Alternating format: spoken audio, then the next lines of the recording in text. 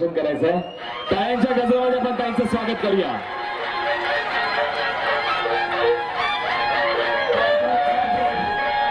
नमस्कार.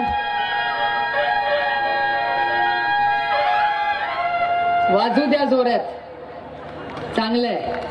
कुठल्याही नवीन कामाची सुरुवात जेव्हा होते ना तेव्हा तुतारीनीच त्याची सुरुवात होते. त्याच्यामुळे वाजू द्या तुतारी. ज्यांच्या प्रचारासाठी आपण जमलेलो आहोत असे संदीप नाईक, आत्ताच ज्यांचं भाषण आपण ऐकलं, या आपचे सगळ्यांचे लाडके, राणीचं नाव घेतलं का नाही, निलेश भाऊ, निलेश भाऊ लंके, संजय दिना पाटील, बाळ्या मामा माझे सहकारी, संजीव जोझफ, जेटी सुतार, प्राजक्ताताई, आबा दळवी, चंद्रकांत पाटील, विठ्ठल मोरे, GM पाटील, पूनम पाटील, सुतारताई, व्यासपीठावरील सर्व मान्यवरांना, उपस्थित बंधू आणि भगिनींनो, आज या ऐतिहासिक सभेत येताना मला खरंच मनापासून आनंद आणि समाधान वाटतं. अनेक जुन्या आठवणी इथे आल्यावर जाणवल्या. एकतर हे ग्राउंड आणि हे सगळे जे आहे ना, ही जी तेरणा संस्था आहे, ही संस्था माननीय पद्मसिंह पाटलांची आहे आणि याची सुरुवात आदरणीय पवारसाहेब मुख्यमंत्री असताना याची सुरुवात इथून झाली.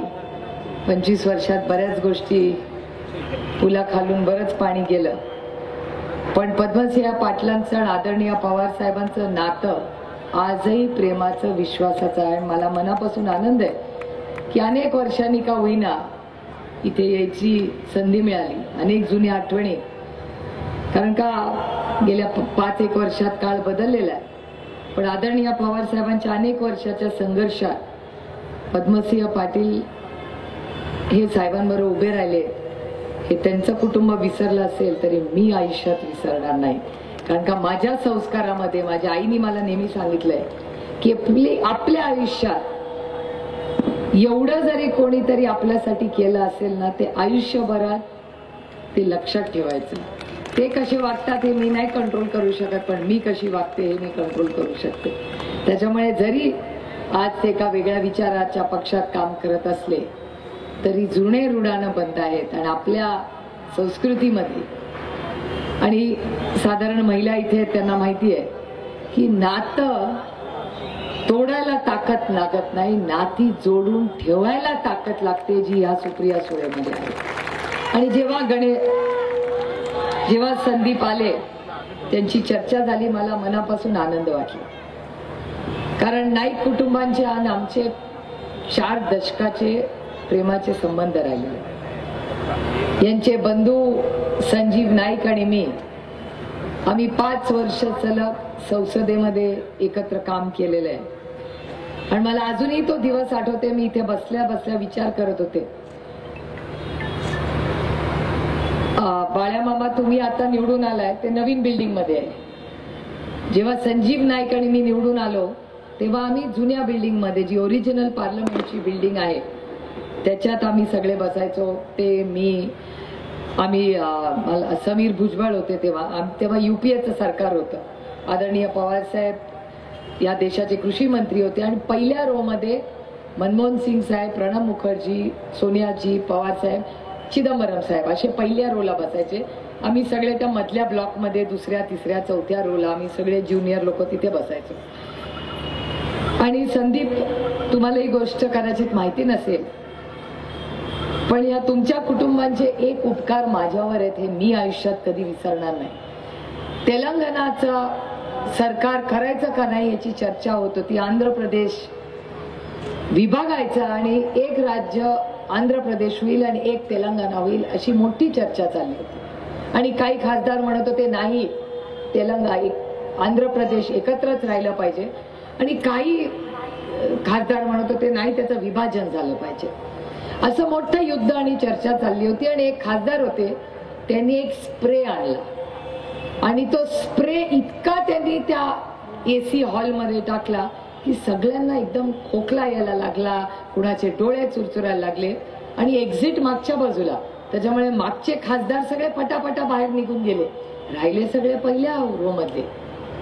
संजीव नाईकांनी बाहेर नाही गेले, ते त्या टेबलावरनं उडी मारून पुढे जाऊन पहिलं त्यांनी काय केलं की आदरणीय पवार साहेबांचा हात धरला, त्यांना नॅपकिन दिला आणि सांगितलं तोंडावर नॅपकिन ठेवा, सदा इथून बाहेर चला.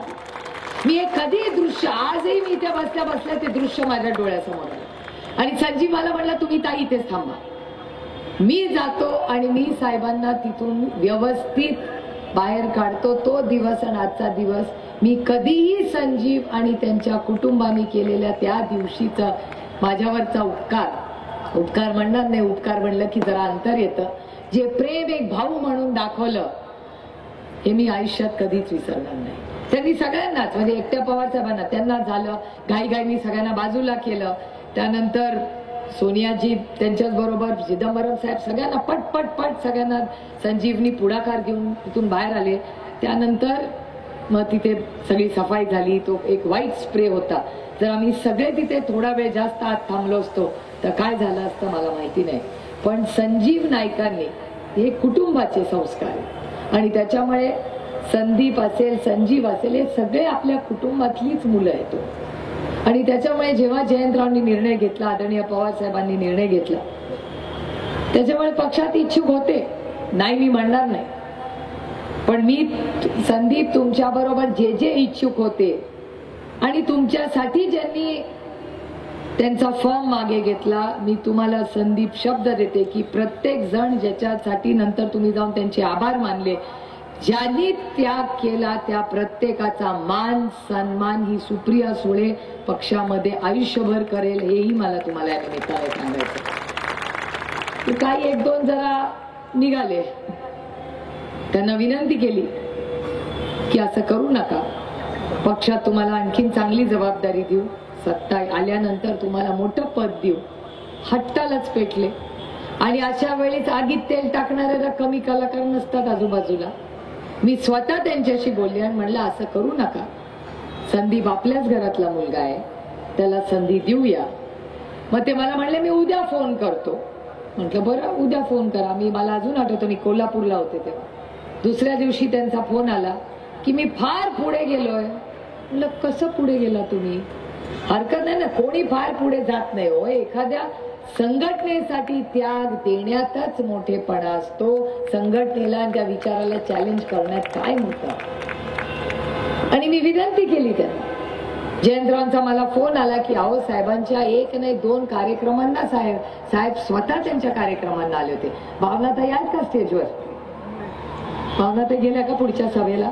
भावनाताईंना हा विषय सगळा माहितीये. मी भावनाताईंना सांगितलं, म्हणलं भावनाताई उठा, जा त्यांच्या घरी, त्यांना विनंती करा. राजा राजपूरकर माझे सहकारी, मी त्यांना म्हणलं जा त्यांच्या घरी, मी तुम्हाला शब्द देते की तुमचा सगळा मान सन्मान करेल. पण नाही त्यांनी ऐकलं. मग पक्षाने ऍक्शन घेतली. काय घेतली? त्याच्यात पक्षाची काय चूक? कारण ही लढाई कुठल्या व्यक्तीची नाहीये. मी समजू शकते आमदार प्रत्येकाला व्हायचं असतं, पण मी शब्द देत होते ना, तुला करते ना बाबा आमदार, काय तुला प्रॉब्लेम आहे? ह्या वेळीच नाही दुसऱ्या पद्धतीने तुम्हाला आमदार करू.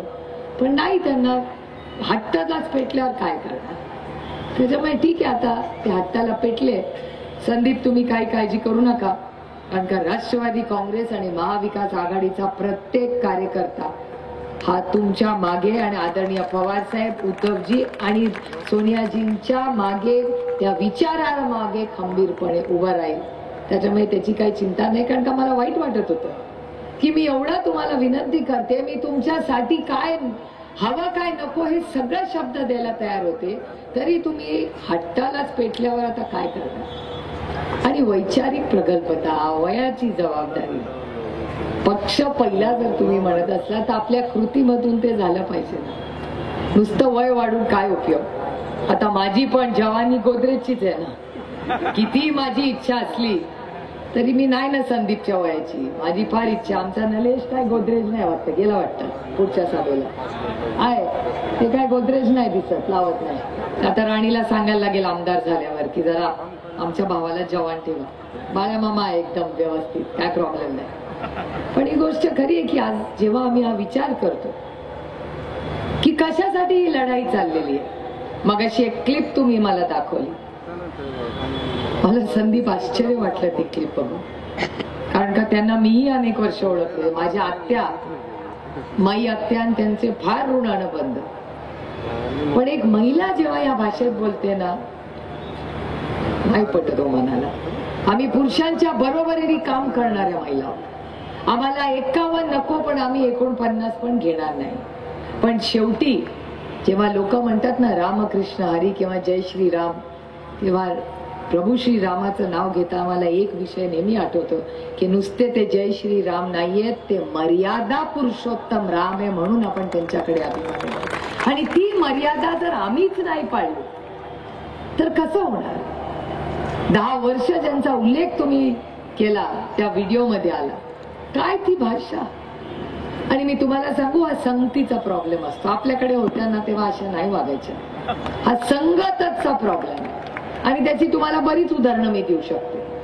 त्या व्हिडिओ मध्ये ते बीप बीप केलं होतं, बरं झालं बाई, कारण का असली भाषा आमच्या घरातले पुरुष पण वापरत नाहीत. मी तर माझ्या आई वडिलांना नवऱ्याला कधीही अशी भाषा वापरताना कधी ऐकलेलं नाही. आमच्या घरात तसे संस्कारच नाही. आणि ते पण कार्यकर्त्याशी तुम्ही असं वागता, हे तर नवी मुंबईत तर झालंच. पण संदीप, असाच भयानक परिस्थिती त्या मराठवाड्यात झालेली आहे. जे माझ्यापेक्षा वयाने मोठे आहेत त्यांची मी मनापासून माफी मागते, आणि जे फार लहान असतील ते कान बंद करा, कारण का माझी इच्छा नाही तुम्ही हे भाषणाचा हा भाग ऐकावा. पण रावसाहेब दानवेंचा एक व्हिडिओ असाच आला, आणि त्यांनी तर नुसता शब्द नाही, शब्दाचा तर काय विचारूच नका, पण ज्या पद्धतीने एका कार्यकर्त्यांना त्यांनी लाथ मारून ढकललं, हे यांचे संस्कार, ही यांची मर्यादा. ह्यांना तर प्रभू श्री रामाचं नावच घ्यायचा अधिकार नाही या भारतीय जनता पक्षाच्या लोकांना, असं त्यांचं वागणं झालेलं. कुणाला चालेल, आपल्या पोरांनी पण चुकून खेळता खेळता कुणाला पाय लागला तर आपण चपाटी मारतो आणि हे पुरा, असं नाही करायचं. दुसऱ्याचा मान सन्मान. लहान 2, 3, 4 वर्षाची मुलं पण चुकून पाय लागून गेली तर आपण लगेच म्हणतो लाथ नाही मारायची. आणि हे कार्यकर्त्याला लाथ मारतात, हे कार्यकर्त्याला शिव्या घालतात. आणि त्याच्याहून पुढे म्हणजे धनंजय महाडिक, मी परत सांगते, संगतीचा प्रॉब्लेम. या इथल्या ज्या आमदार 10 वर्षापूर्वी झाले ते राष्ट्रवादीत होते तेव्हा असं नाही बोलायचं. तिकडे जाऊन संगतीचा प्रॉब्लेम झालीच बघा भाषा खराब. तसंच आपले धनंजय महाडिक हे राष्ट्रवादी काँग्रेस पक्षात होते. जसा मी नाईक कुटुंबाबरोबर 5 वर्ष संजीव बरोबर काम केलं, तसंच मी धनंजय महाडिकांबरोबर 5 वर्ष संसदेत काम केलं. अतिशय सुसंस्कृत माणूस, गोड बोलणार, प्रत्येकाला प्रेमाने कोल्हापूरची गुळाची ढेप देणार, अतिशय चांगला. काय संगतीचं काय सांगू तुम्हाला बायांनो, लक्षात ठेवा. पोरांचे कोण मित्र मैत्रिणी आहेत लक्ष ठेवा. संगत खराब झाली की असं होतं. काय करावं त्यांनी? परवा भाषणामध्ये कोल्हापूरमध्ये, कुणाचं कोल्हापूर आहे ते आमच्या अंबाबाईचं कोल्हापूर आहे, जिथे आम्ही दरवर्षी जाऊन दर्शन घेतो, आशीर्वाद घेतो. छत्रपती शाहू महाराजांचा फोटो इथे आहे. त्या शाहू महाराजांचा तिथे सगळं काम त्या कोल्हापुराच्या गादीतून सुरू झालं. आणि काय म्हणतात माशे, की जर कुठलीही महिला जी लाडकी बहीण योजनेत असेल, ती जर काँग्रेस, राष्ट्रवादी आणि शिवसेनेच्या प्रचाराला गेली तर तिचा फोटो काढा, मला द्या आणि मी बघतो काय करायचं. ओ धनंजय महाडिक, एक तर या राज्यामध्ये कुठल्याही महिलेचा फोटो काढणं चोरून हा गुन्हा आहे. आमच्या या महिलांच्या एकीचा पण फोटो काढून दाखवा, मी बघते काय करते तुमचं. ही धमकी नाहीये, अस्वस्थता आहे मनामध्ये. काय समजतात ते? स्वतःला स्वतःच्या खिशातून पैसे देतात. आम्ही टॅक्स भरतो म्हणून तुम्ही ही योजना सुरू केली, आणि जाणार आम्ही पाहिजे त्याच्या ह्याला जाणार. का नाही जाणार तुम्ही? पाहिजे त्या सभेला जाईल. लोकशाही आहे, दडपशाही नाही आहे या धनंजय महाडिकांच्या भारतीय जनता पक्षाची. तुम्ही पण जा, कुणाच्याही सभेला जा, मी कधीच म्हणणार नाही. ते लाडकी बहीण योजना करतात 1500 रुपये. हो, आम्ही नुसतं लाडकी बहीण योजना म्हणत नाही, आम्ही तुम्हाला महालक्ष्मी म्हणणार आहोत आणि 3000 रुपये तुमच्या अकाउंटला येणार आहेत. म्हणून काय झालं, 3000 रुपये दिले म्हणजे काय उपकार करत नाही आम्ही. 3000 रुपये दिले तर पाहिजे तिथे जा, पाहिजे त्याच्या सभेला जा. हा तुमचा अधिकार आहे आणि अधिकार मी नाही तुम्हाला दिलेला आणि मी कोण जाब विचारणार तुम्हाला. तुम्हाला हा अधिकार मोकळा श्वास घ्यायचा हा भारतरत्न डॉक्टर बाबासाहेब आंबेडकरांच्या संविधानाने तुम्हाला दिलेला आहे, तो कोणीही काढू शकत नाही. आणि म्हणून मी तुम्हाला म्हणते की हे संविधान विरोधी आहेत. हो, माझा म्हणणं आहे की ते आहे. तुम्ही त्यांच्या सगळं वागणं बघा, प्रत्येकाला धमकी देतात. अहो, महिलांना तर त्यांना वाटतं धमकी दे. हो, महाराष्ट्राच्या महिला तुम्ही पाहिल्या नाही. तुम्ही जरा आवाज दिला, काही चूक बोलला तर डोळ्यात टचकन आमच्या पाणी येतं. पण जेव्हा घात होतो ना, तेव्हा तीच आमची महिला अंबर कसून पदर खोचून झाशीची राणी झालेली या देशाने पाहिलेली. तिथे बघताय ना, सावित्रीबाईंचा मोठा फोटो आहे. मला विचार करून सांगा, जर सावित्रीबाईंनी जर शाळेत गेल्या नसत्या, शिकल्या नसत्या, तर सुप्रिया सुळे इथे भाषण करू शकली असती? कदाचित मी शिकले नसते, मलाही हे समान अधिकार मिळाले नसते. त्याच्यामुळे हे सगळं जे योगदान आहे ना, हे सगळं या महापुरुषांचं आहे. हो, आपण फक्त त्या महापुरुषांचा विचार पुढे न्यायचा एक छोटासा प्रयत्न करतो. भारतरत्न डॉक्टर बाबासाहेब आंबेडकरांनी संविधान दिलं. ते संविधान राहुलजींनी परवा दाखवलं. काँग्रेसचे कोणी नेते आहे तिथे बसलेले. लाल रंगाचं संविधान, मला वाटतं माझ्या बॅगेत आहे ते लाल रंगाचं संविधान. बघा, त्या एका बॅगेमध्ये आहे. लाल रंगाचं संविधान राहुलजींनी दाखवलं. आणि आमचे ज्यांनी आत्ताच नाव बदलले असे देवाभाऊ, आधी देवेंद्र फडणवीस, मग देवेंद्रजी, आता देवाभाऊ म्हणतात स्वतःला. मोठ्या मोठ्या जाहिराती बघते देवाभाऊच्या, मला काय प्रॉब्लेम नाही. मला देवाभाऊकडून जास्त अपेक्षा होत्या. अरे, विरोधक असला तरी काय झाला, जेव्हा सुशिक्षित दिलदार असतील तेव्हा राजकारण करायला जास्त मजा येते. आणि माझ्या देवेंद्रजींकडून खरंच अपेक्षा होत्या. अरे ठीक आहे ना, युवा नेता आहे, 5 वर्ष या राज्याचा मुख्यमंत्री झालाय. अरे, अच्छे को अच्छा बोलना चाहिए. मी गडकरी साहेबांबद्दल नेहमी मोठ्या मनानी नाही, त्यांचं कामच एवढं मोठं आहे की मी नेहमी जरी वेगळ्या पक्षात असले तरी गडकरी साहेबांचं मी नेहमी तोंड भरून कौतुक करते.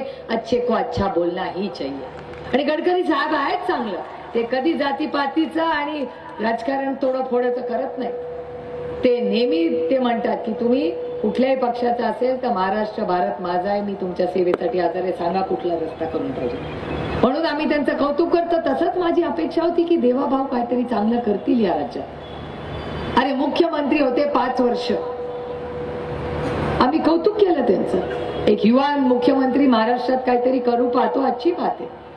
पण यावेळी देवाभाऊला काय झालंय, संगतीचा प्रॉब्लेम झालेला दिसतोय. आता देवाभाऊनी काय भाषण करावं? देवाभाऊ हुशार, मुख्यमंत्री राहिलेले 5-5 वर्ष, काय भाषण देवाभाऊनी केलं? तर मी पुन्हा येईन, पुन्हा येईन, पुन्हा येईन. सगळ्यांनी ऐकून ऐकून कान पक्के ते पुन्हा येईन.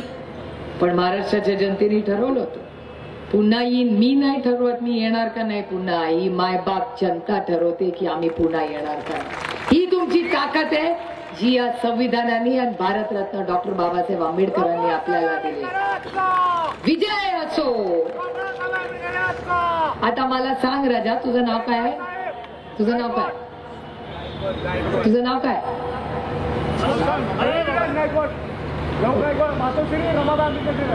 अच्छा, पहिलं नाव काय? लहू.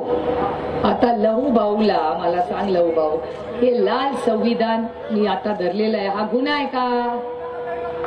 हा बघा, लहू भाऊला कळतंय की संविधानाला रंग नाही, पण देवा भाऊला कळत नाही संविधानाला रंग नाही. Very good. किती अभिमान आहे बघा त्याला. आणि संविधान देवा भाऊ पेक्षा आमच्या लहू भाऊला जास्त कळतं. संविधानाला खरंच रंग नाही. आणि देवाभाऊ काय म्हणाले, मी पुन्हा येईन. काय झालंय आपल्याला सगळ्यांना माहिती आहे, त्याच्यात नाही मला पडायचं. पण मला दुःख कधी वाटलं माहितीये का, जेव्हा देवाभाऊ म्हणाले की मी 2 पक्ष फोडून मी उपमुख्यमंत्री झालो. कधी तुम्ही म्हणाल की मी कॉपी करून पास झालो? देवाभाऊ, तुमचे उमेद नव्हती, तुमच्याकडून माझ्या जास्त अपेक्षा होत्या. राज्याचे 1 नाही 5 वर्ष मुख्यमंत्री राहिला हो देवाभाऊ तुम्ही. आणि जेव्हा देवाभाऊ म्हणाले की अर्बन नक्सलवाद आहे, जर हे लाल संविधान हातात धरणं हा नक्सलवाद असेल आणि हा गुन्हा असेल तर मला हा गुन्हा मान्य आहे. देवाभाऊंनी मला अटक करावी, काय मला त्याच्यात मला अभिमान वाटेल. आणि जोपर्यंत हे संविधान आणि मी हे आमचं प्रेमाचं आणि विश्वासाचं नातं आहे. सुप्रिया सुळेच्या आणि राष्ट्रवादी काँग्रेसच्या प्रत्येक कार्यकर्त्याच्या श्वासात श्वास असेल तोपर्यंत हे संविधान तो ताट मानेने सगळ्यांना दाखवत राहील. कारण का हा देश अदृश्य शक्तीच्या मनमानीने चालत नाही. हा देश भारतरत्न डॉक्टर बाबासाहेब आंबेडकरांच्या संविधानाने चालतो हे सांगायला मिळते. आणि हे द्वेषाचं राजकारण, ही भाषण आहेत त्यांची, काय बोलतात. एक तर गंमतच आहे की ते आमच्याबद्दल काय काय बोलतात, पण त्यांच्या पक्षातच डिव्हिजन आहे. आता परत काका तुम्ही बसलाय, माझ्यापेक्षा वयाने मोठे आहात, त्याच्यामुळे तुमची माफी मागून भाषण करते. गंमत बघा, मी काका म्हणले, प्रत्येक जण दुसऱ्याकडे बघतोय की ताई कुणाला काका म्हणते, मी तर यंग आहे.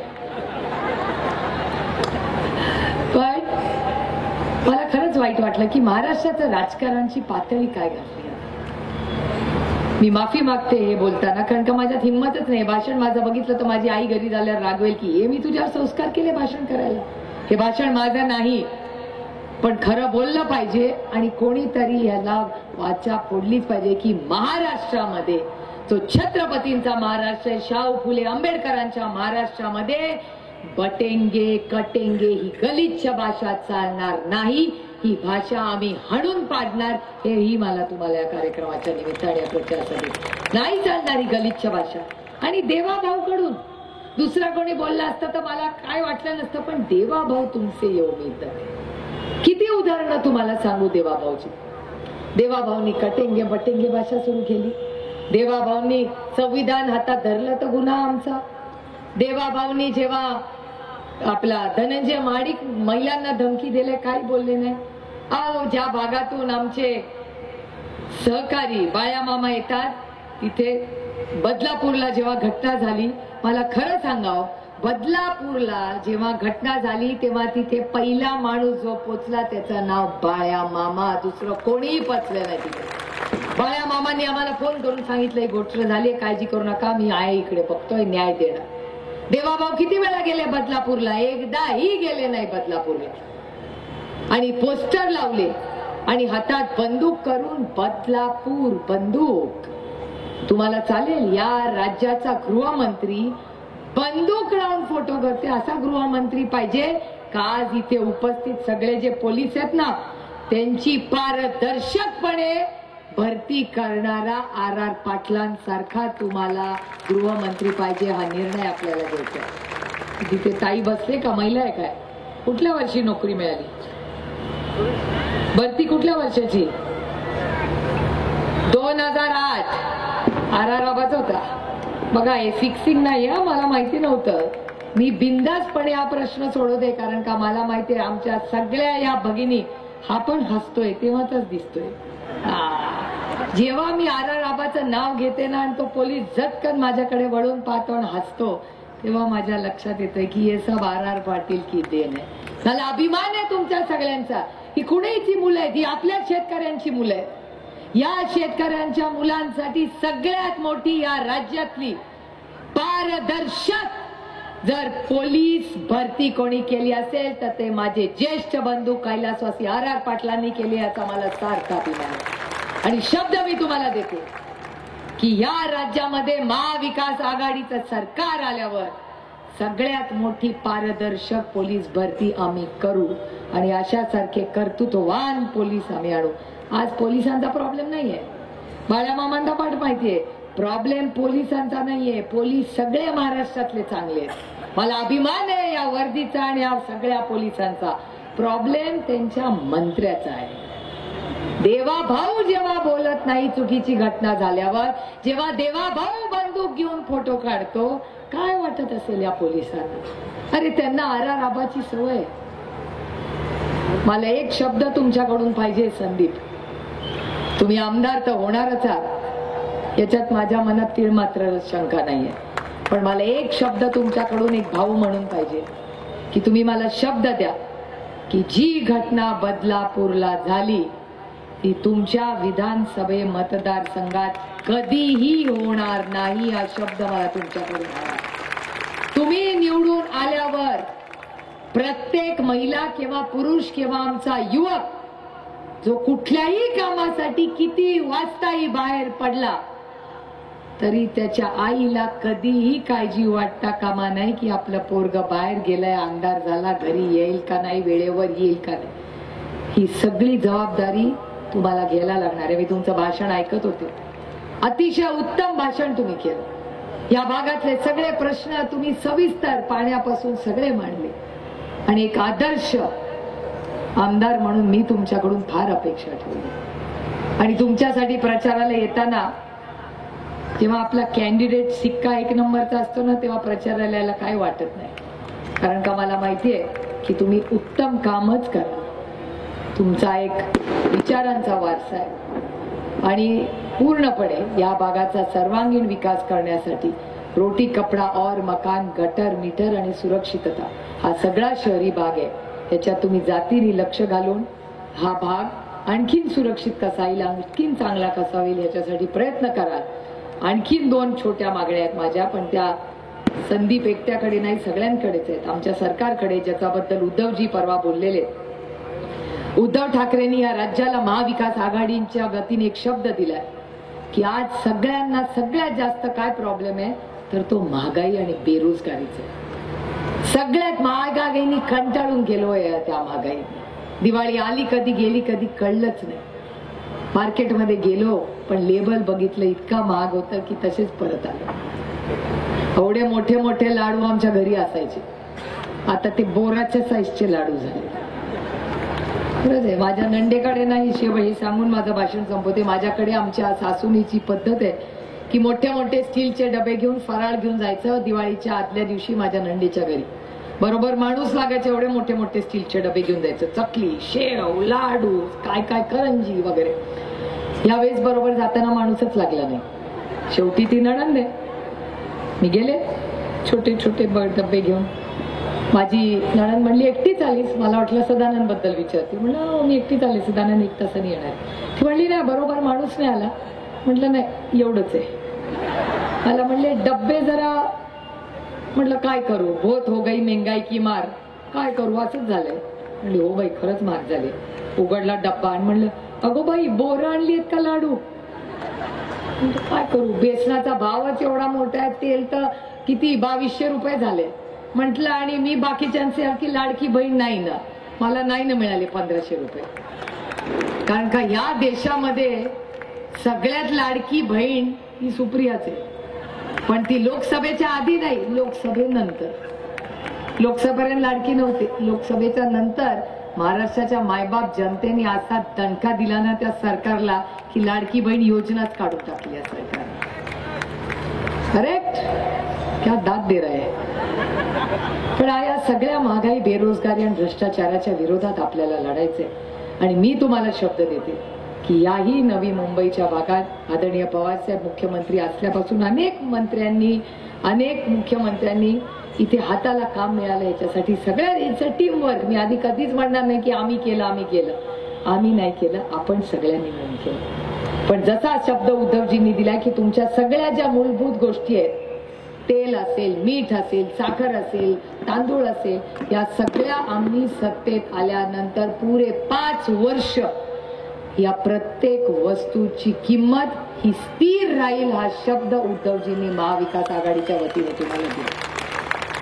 त्याच्यामुळे आम्ही या सगळ्याच जातीने लक्ष घालू, महागाई कमी करण्याचा प्रयत्न करू.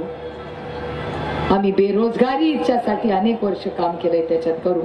आणि म्हणून एक परिवर्तन आज महाराष्ट्रात घडवायची वेळ आलेली. आणि हे परिवर्तन कसं घडणार तर तुतारी वाजवणाऱ्या माणसाचं शेजारचं बटन हे दाबून आपण सगळ्यांनी. किती नंबरला आपली तुतारी? 4. सगळ्यांना माहिती आहे. 1 2 3 4 नंबरला आपलं बटन आहे. तर 4 नंबरचं बटन दाबून आपण हा वचननामा हा सगळ्यांनी पाहिलाच असेल. हा नुसता वचन नाहीये, हा संदीप नायकाचा वचननामा आहे. त्याच्यामुळे ते होणारच, याच्यात मला गॅरंटी आहे. म्हणून दिल ठोक के भाषण करते, कारण का मला संदीपच्या कामाची पद्धत माहिती आहे. त्याच्यामुळे त्याचा हा वचननामा 4 नंबरला संदीप नाईक, त्याचा फोटो आणि तुतारी वाजवणारा माणूस हे त्याचं चिन्ह आहे. त्याच्या शेजारचं बटन दाबून आपण ह्या भागाचा लोकप्रतिनिधी आणि तुमच्या सेवा करण्याची संधी आमच्या या भावाला द्या, एवढीच विनम्र विनंती करून आपली रजा घेते. जय हिंद, जय महाराष्ट्र, जय आघाडी. रामकृष्ण हरी, रामकृष्ण हरी.